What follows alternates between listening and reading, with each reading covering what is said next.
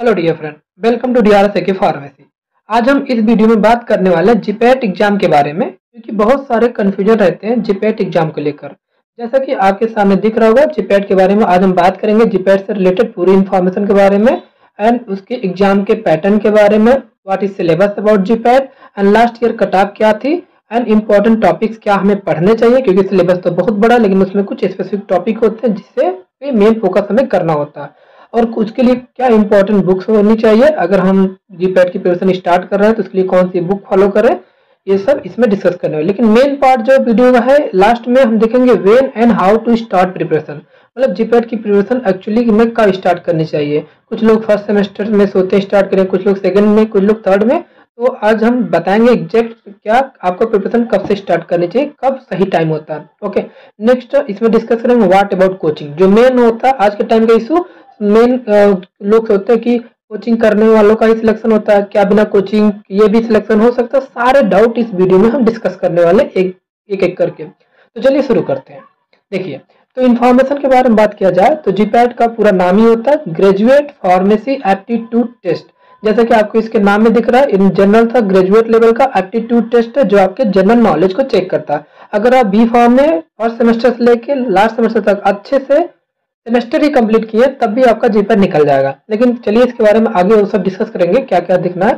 Conducted by NTA करवाता था, वो पहले एनटीए कराता था, 2023 तक एनटीए करवाया। उसके बाद नोटिफिकेशन आया कि पीसीआई अब से जीपैट करवाएगी, क्योंकि स्टाइपेंड का इश्यू आया तो बाद में ये हुआ कि आप पीसीआई इस एग्जाम को कंडक्ट करवाएगी। नेक्स्ट मोड ऑफ एग्जाम इसका जो होगा ऑनलाइन कंप्यूटर बेस्ड एग्जाम होगा, जैसा पहले होता था। टोटल क्वेश्चन वही 125 एमसीक्यू टाइप होंगे, एक क्वेश्चन 4 मार्क का होता है, टोटल 500 मार्क का हो जाता है। ड्यूरेशन ऑफ एग्जाम कितने घंटे का होता है, 3 आवर का एग्जाम होने वाला है। मार्किंग स्कीम क्या कैसे रहती है, करेक्ट आंसर के लिए आपको 4 मार्क मिलते हैं और रॉन्ग आंसर के लिए उसी 4 मार्क्स में से 1 मार्क्स काट लिया जाता है।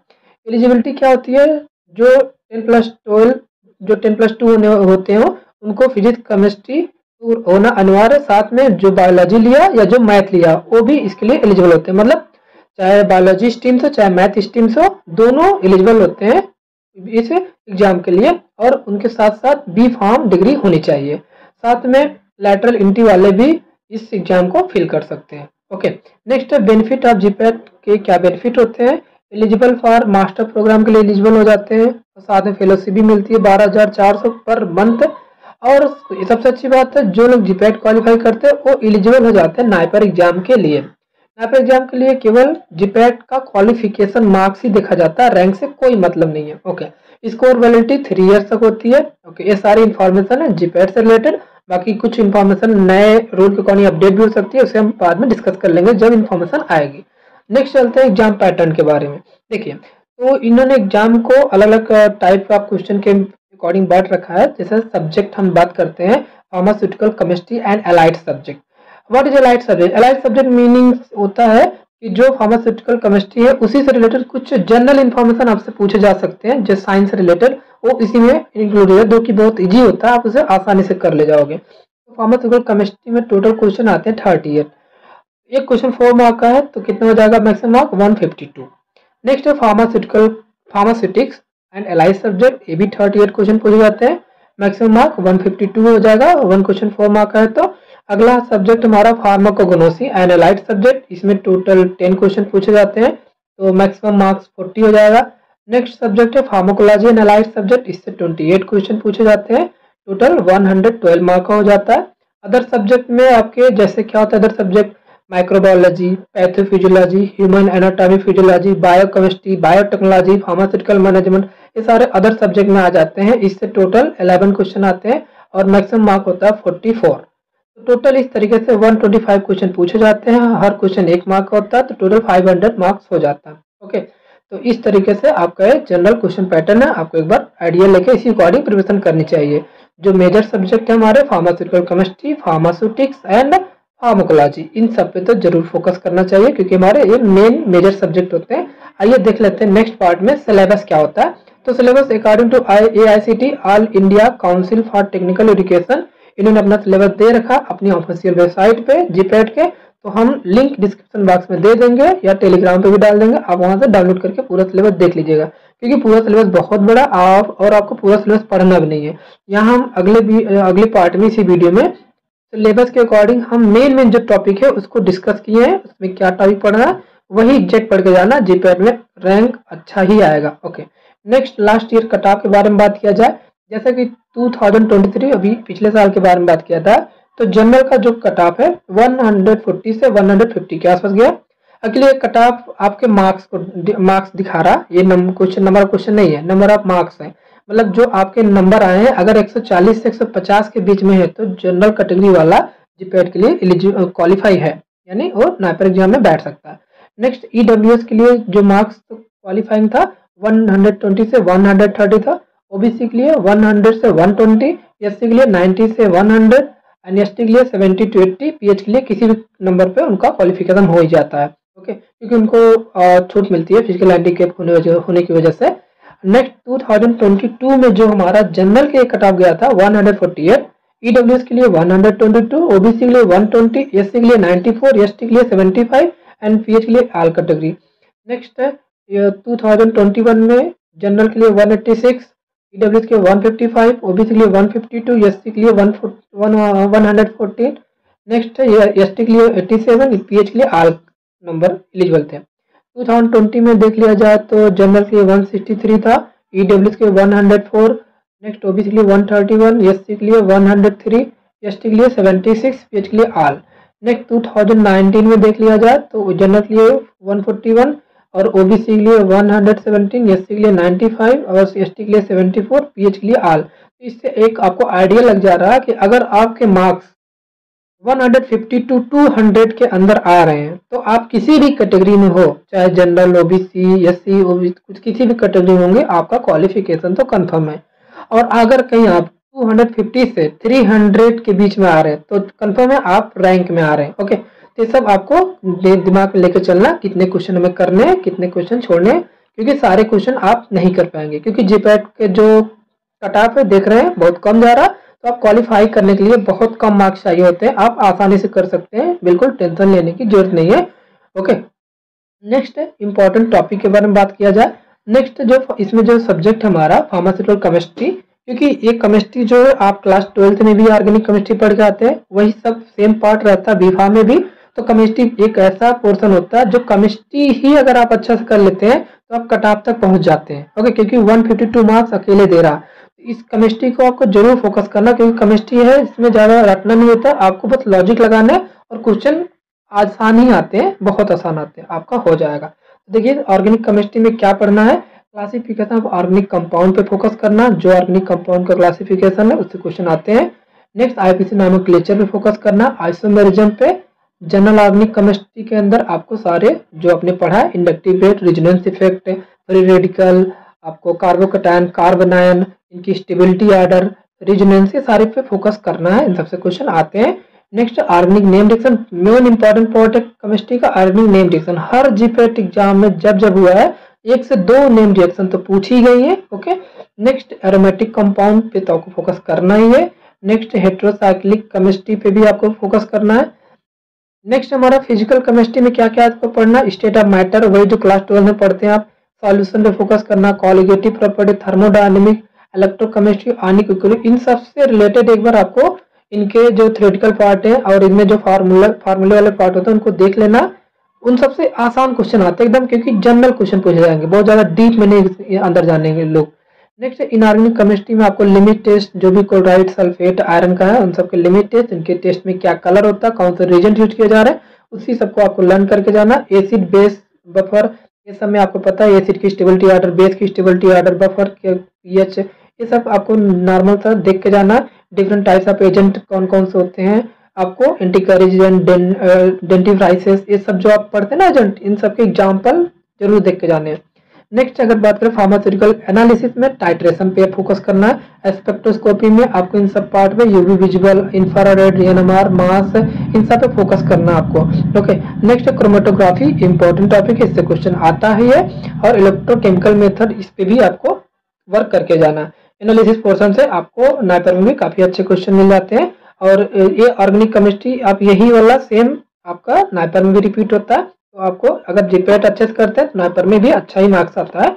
नेक्स्ट मेडिसिनल केमिस्ट्री की बात की जाए, important structure and there structure activity of relationship आपको देख के जाना है। वो भी सारे नहीं, क्योंकि मेडिसिनल केमिस्ट्री बहुत बड़ा मतलब पार्ट है जो कि जल्दी कवर भी नहीं होता, तो आपको केवल प्रीवियस ईयर में लास्ट के 10 ईयर के आए हुए करके जाने हैं।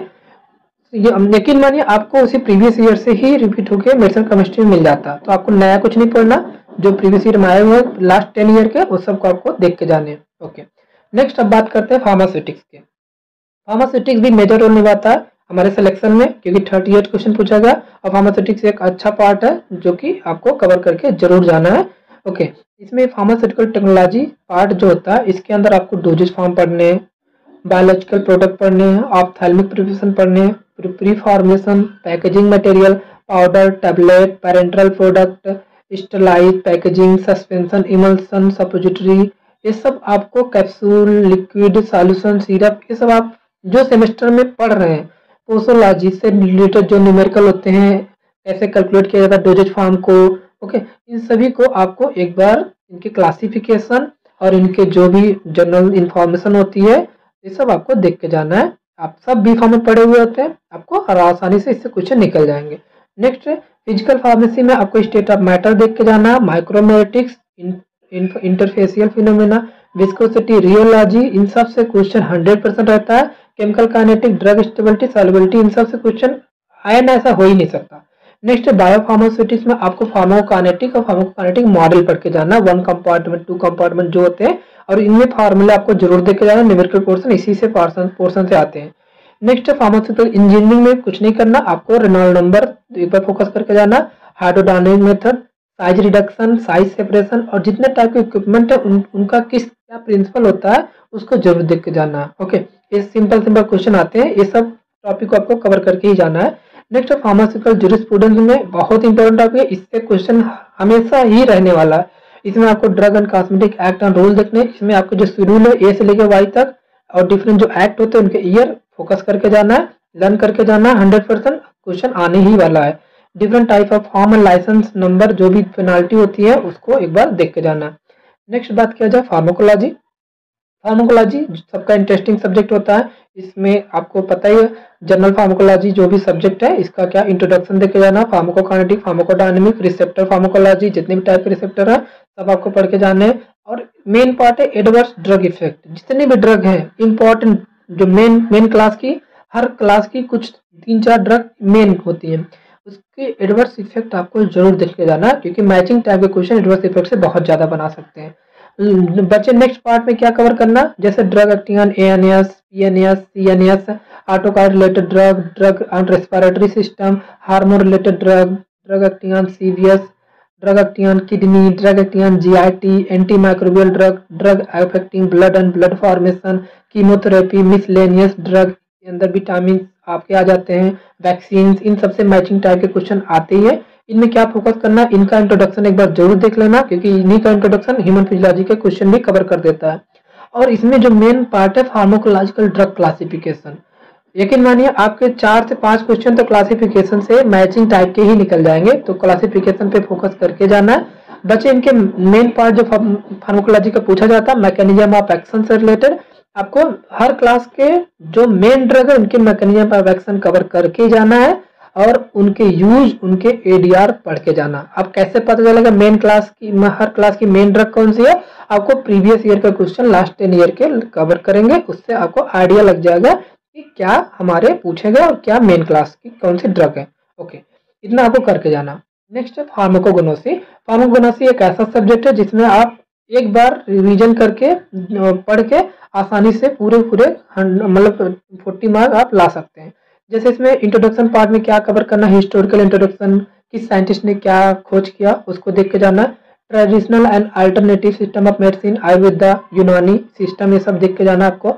स्पेशल स्ट्रक्चर ऑफ सीड के स्ट्रक्चर के मतलब सीड से भी क्वेश्चन पूछे जाते हैं, उनके जो स्पेशल स्ट्रक्चर है उनको देख के जाना एक बार। बहुत सारे बायोसिंथेटिक पाथवे हैं उसको देख के जाना। Plant tissue culture and plant hormone से भी क्वेश्चन ये आते हैं इंट्रोडक्शन पार्ट से। नेक्स्ट ड्रग के बारे में बात करें, ड्रग में आपको ऑर्गेनाइज एंड अनऑर्गेनाइज ड्रग पे फोकस करना है।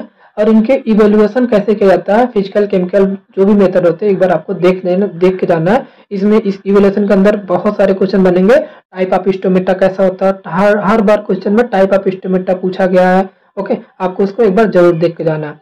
Glycosides, alkaloid, volatile oil, lipid, carbohydrate, resin, tannin, इन सब में आपको बस मेन पार्ट इनका इंट्रोडक्शन देख लेना है, इनका क्लासिफिकेशन देख लेना है, इनका साइनोनिम्स, इनकी फैमिली देखनी है, और मेन पार्ट है माइक्रोस्कोपिक कैरेक्टर, और सबसे मेन पार्ट है केमिकल टेस्ट। क्वेश्चन एक्चुअली पूछेगा आपका केमिकल टेस्ट से ही। तो केमिकल टेस्ट आपके एक बार जरूर देख के जाना, कौन सा केमिकल टेस्ट, कौन सा कलर, कौन सा कंपाउंड कौन सा कलर दे रहा है, सब आपको एक बार जरूर देख के जाना, आपका 100% क्वेश्चन निकल जाएगा। ओके, नेक्स्ट है अदर सब्जेक्ट की बात करें तो इसमें ह्यूमन एनाटॉमी फिजियोलॉजी में आपको क्या देखना है, cell and cell cycle, cell division देखना है, जितने भी हमारे ऑर्गन सिस्टम है उसको देख के जाना, जैसे digestive system, respiratory system, skeletal system, lymphatic system, nervous system, endocrine system, sensory system, urinary system, reproductive system, cardiovascular system, इन सब सिस्टम को एक बार आपको रिकैप करके जाना। सब आपको क्लास 12 तो B.Pharm में पढ़ा होता है।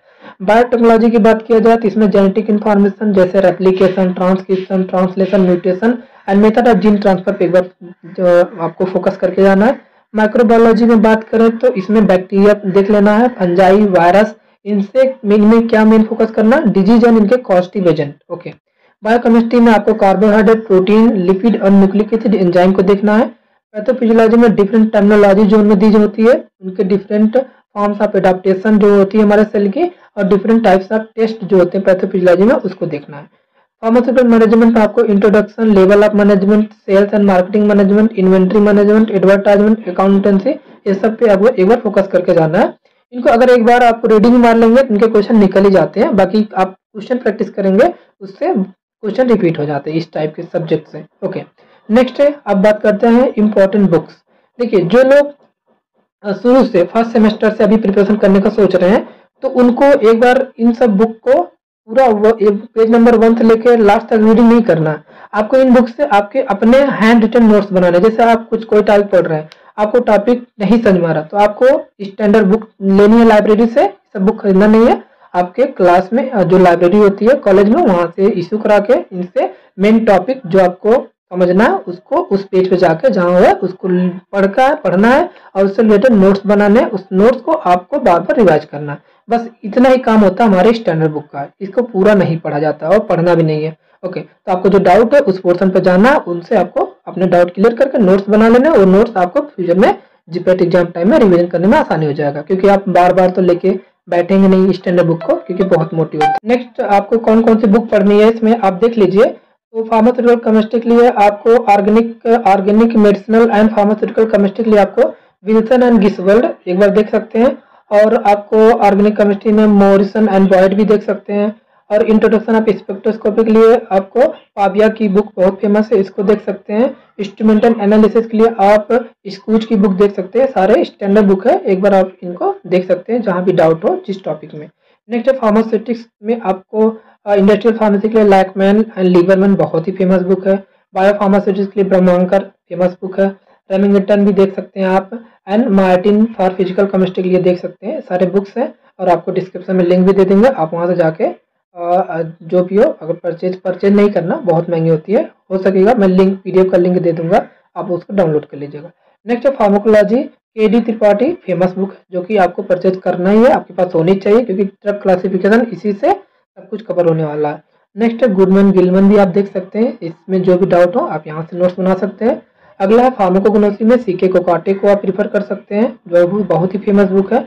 नेक्स्ट बात किया जाए अदर सब्जेक्ट में ह्यूमन एनाटॉमी एंड फिजियोलॉजी के लिए टाटोरा देख सकते हैं, एंड बायोकेमिस्ट्री के लिए सत्यनारायण की बुक फेमस है। ओके, नेक्स्ट है हमारा when and how to start preparation, कब और प्रिपरेशन को कैसे स्टार्ट करें। तो पहला है व्हेन टू स्टार्ट प्रिपरेशन, सबसे जो बेस्ट टाइम होता है प्रिपरेशन स्टार्ट करने का, तो आप थर्ड सेमेस्टर जो हमारा B.Pharm का थर्ड ईयर होता है, आप यहाँ से स्टार्ट कर सकते हैं, मतलब ये आपका पीक पॉइंट होता है, यहाँ से आप प्रिपरेशन स्टार्ट कर सकते हैं। अगर स्टार्ट करना चाहें तो फर्स्ट सेमेस्टर से भी स्टार्ट कर सकते हैं, लेकिन फर्स्ट सेमेस्टर में अभी इतना ज़्यादा मतलब इंटरेस्ट नहीं होता लोगों का, तो आप मैक्सिमम बहुत डिले करेंगे तो थर्ड ईयर से आपको प्रिपरेशन स्टार्ट कर देनी, क्योंकि 2 ईयर जीपैट को क्वालिफाई करने के लिए बहुत होते हैं। आप सेमेस्टर के साथ अगर थर्ड ईयर से चलेंगे तो आपको बिना किसी टेंशन के जीपैट आसानी से क्वालिफाई हो जाएगा और रैंक भी आएगा इतना आप करेंगे तो आप प्रिपरेशन करने का वैसे कोई भी फिक्स टाइम नहीं होता। आप फर्स्ट ईयर से भी स्टार्ट कर सकते हैं, सेकेंड ईयर से, थर्ड ईयर से, फोर्थ ईयर से। बहुत लोग फोर्थ ईयर में ही last third month last 30 year मतलब लास्ट के 30 डे में भी लोग प्रिपरेशन करके क्वालिफाई कर ले जाते हैं, क्योंकि क्वालिफाई करना बहुत बड़ी बात नहीं है। क्वालिफाई हर कोई जगह, लेकिन मेन है रैंक लाना। रैंक लाने से थोड़ा सा इमेज भी अच्छी बनती है। तो आप लोगों को क्या करना है, जो मेन अगर आप प्रिपरेशन करना स्टार्ट कर रहे हैं तो साथ में फर्स्ट ईयर से ही नोट्स बनाते चलिए, उसी को बाद में रिवीजन करना। लेकिन अगर बहुत लेट स्टार्ट कर रहे हैं तो थर्ड ईयर से आपको स्टार्ट कर देना। ओके, नेक्स्ट है हाउ टू स्टार्ट प्रिपरेशन। सबसे पहले क्या करना, सॉल्व करना जीपैट के प्रीवियस ईयर क्वेश्चन, जो भी लास्ट के 5 to 10 ईयर है उसको सॉल्व करना है। उसको सॉल्व करके उस क्वेश्चन की एनालिसिस भी करनी है, और जो क्वेश्चन नहीं आए उसको आपको बुक में जाके स्टैंडर्ड बुक से देखना है और उसको दोबारा से रिवाइज करना है नोट्स बना के। अगला है सॉल्व कॉम्पिटिटिव बुक्स। बहुत सारे कॉम्पिटिटिव बुक आती हैं, आपको उसको सॉल्व करना। जैसे एक इनामदार की बुक है, उसको भी आप ले सकते हैं। इसमें प्रीवियस ईयर के क्वेश्चन दिए हुए हैं, आप उसको देख सकते हैं। और नेक्स्ट है ज्वाइंट टेस्ट सीरीज। बहुत सारे टेस्ट सीरीज आपको ऑनलाइन मिल जाएंगे, और बहुत सारी आजकल ऑनलाइन कोचिंग है, आप वहाँ से टेस्ट सीरीज देख सकते हैं। आपको किसी कोचिंग का प्रचार नहीं करना है मुझे, लेकिन बहुत सारी कोचिंग है, जैसे कुछ नाम बताते हैं, जैसे जीपैट डिस्कशन सेंटर हुआ, डॉक्टर पुष्पेंद्र क्लासेस हो गई, फार्मेसी इंडिया हो गया, आपका फार्मा लाइट हो गया। इन सब से आप टेस्ट सीरीज ज्वाइन कर सकते हैं। बहुत अच्छे सस्ते में टेस्ट सीरीज मिल जाएगा। मेन फोकस आपको टेस्ट देना, टेस्ट देके अपने आप को इवेलुएट करना। ओके, नेक्स्ट है व्हाट अबाउट कोचिंग। कोचिंग के बारे में क्या मतलब किसे करना चाहिए, किसे नहीं करना चाहिए। तो हु नीड टू ज्वाइन, किससे कोचिंग करने की ज़रूरत है। तो who do not manage their study time, जो लोग अपना स्टडी टाइम खुद मैनेज नहीं कर सकते हैं। तो कोचिंग क्या करता है, एक माध्यम प्रोवाइड करता है, वो आपको टाइम शेड्यूल दे देता है। इस टाइम पे क्लास चलेगी, इस टाइम पे टेस्ट होगा, तो आपको मजबूरी में, क्योंकि पैसे दिए होते हैं, आपको करना ही पड़ेगा उस टाइम से। इस वजह से आपका शेड्यूल मेंटेन रहता है। बाकी कोचिंग कुछ नहीं करता, कोचिंग आपको एक मीडियम प्रोवाइड करता है आपको स्टडी करने के लिए। ओके, नेक्स्ट है who start preparation in last time. और जो लोग स्टार्टिंग में प्रिपरेशन अच्छे से करते नहीं है, अब उनको लगता है मेरे पास टाइम ही नहीं है, कैसे क्या करूँ, नोट्स तो है नहीं, तो आपको कोचिंग ज्वाइन ही करना पड़ता है, क्योंकि वो बने बनाए नोट्स अपने देते हैं, आपको उसको रिवीजन करने में आसानी हो जाता है। Next who do not want to prepare their our notes. जो लोग अपना खुद का नोट्स नहीं बना पाते, वो लोग जब लास्ट टाइम में जाएंगे तो उनके नोट्स को ही पढ़ना पड़ता है, इसलिए कोचिंग उनको जरूरत पड़ती है। Next who do not need to join, who manage their study time. जो शुरू से ही अपना स्टडी टाइम मैनेज कर रखे हैं, जो लोग थर्ड ईयर से प्रिपरेशन स्टार्ट कर रखे हैं, उनको बिल्कुल जरूरत नहीं है कोचिंग ज्वाइन करने की। And who start preparation from third year, जो लोग थर्ड ईयर से स्टार्ट कर रहे हैं प्रिपरेशन, वो अपना खुद का नोट्स बना ही चुके हैं और उनको किसी की जरूरत नहीं पड़ेगी कोचिंग वोचिंग की।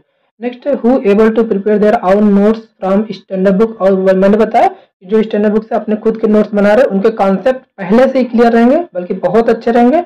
उनको बिल्कुल जरूरत नहीं है, बस उनको टेस्ट सीरीज ज्वाइन करना खुद को इवेल्युएट करने के लिए।